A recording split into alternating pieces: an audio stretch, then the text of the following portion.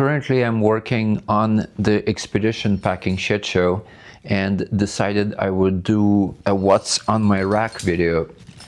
We are going to the Himalayas in 2 days to attempt a new route on a peak that's about 7,000 meters and has a big wall to climb before you can get to the summit.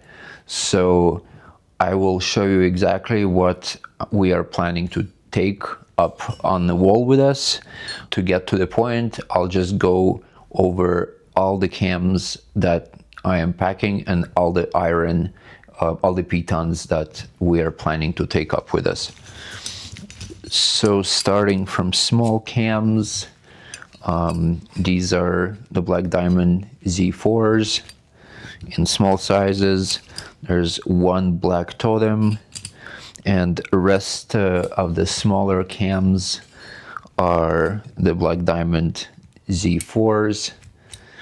I have Z4s all the way to 0.75, and then from 0.75 and up, I preferred the Black Diamond ultralights, but when it comes to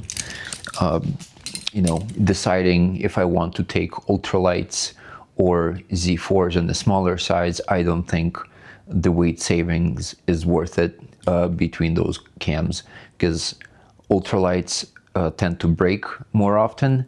Actually, I've never broken a Z4, and I have broken at least 4 ultralight cams in the past. And by broke, I mean the wires snapped mid-route, and every time that happened, for some reason it happened on fairly long and committing climbs.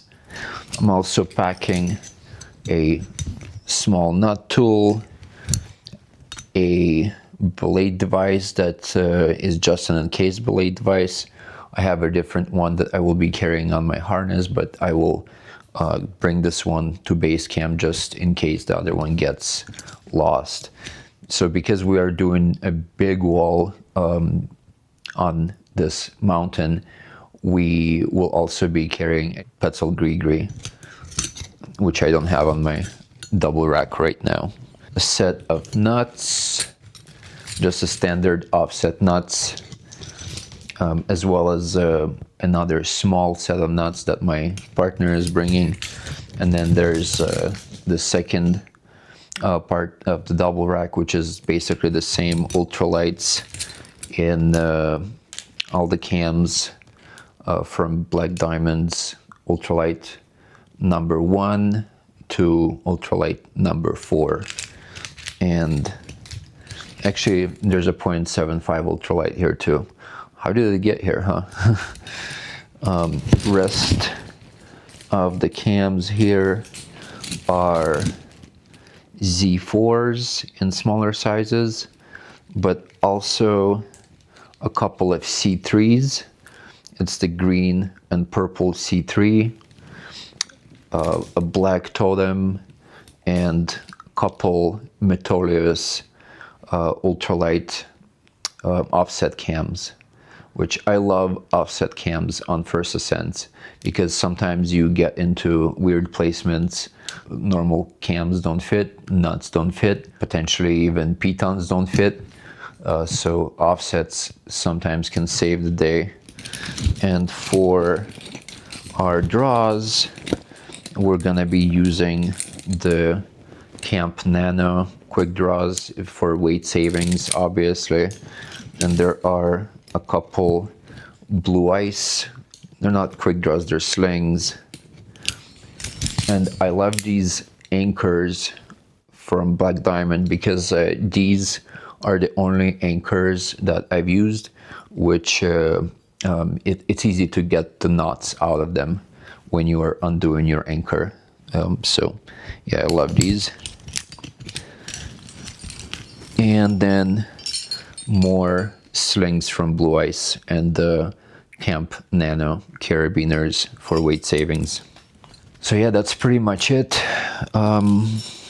for our cams, but also there's iron. For pitons that we're bringing to base camp, we have an assortment of knife blades, and a couple lost arrows, but mostly there's actually a titanium piton that I cleaned off Torre a couple months ago, which is nice to have. Titanium is a lot lighter than metal. And then there are some Beartooth Alpine lightweight beaks, and another set of lightweight beaks.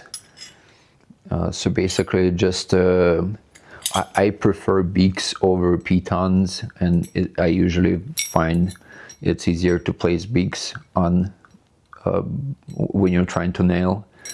So there's a lot more beaks than pitons in general, and we don't know what we're actually gonna take up on the climb, but I would assume 6 beaks and maybe 4 or 5 pitons in addition to our cams and nuts, and probably some ball nuts as well, a couple ball nuts, because we're thinking it's gonna end up being a mix of free climbing and aid climbing on a wall that looks like it's probably about 2,000 feet of fairly vertical to overhanging rock climbing. Hopefully not overhanging, but it kind of looks like it might be. So it sort of looks like a 2,000 foot leaning tower. So I would assume we will get into aid climbing terrain, even though we're hoping not to.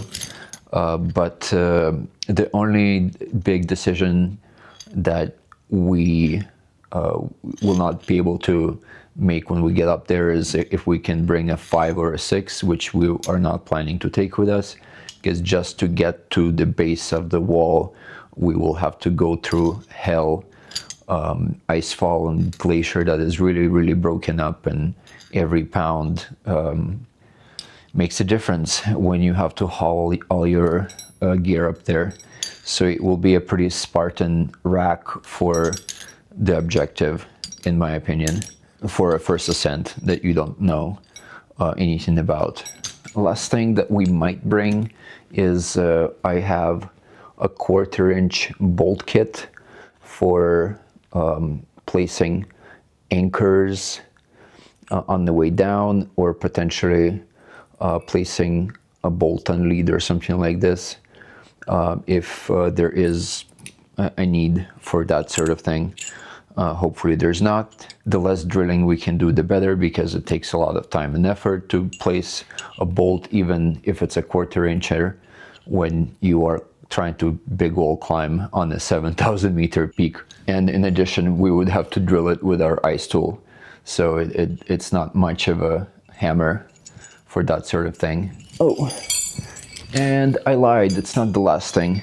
Another thing that I will be bringing are hooks, and in case we are aid climbing, hooks could be pretty vital, in my opinion, especially if it's frigid and there is no chance for actual rock climbing. You cannot, crimp or open hand grab a hold, so you might have to hook on it, which we just don't know what to expect, and we will find out when we get there. But the point of this video was just to share exactly what goes into the process of trying to pick a rack for a new route on a peak that could be in the High Sierra, but it could be in the Himalayas.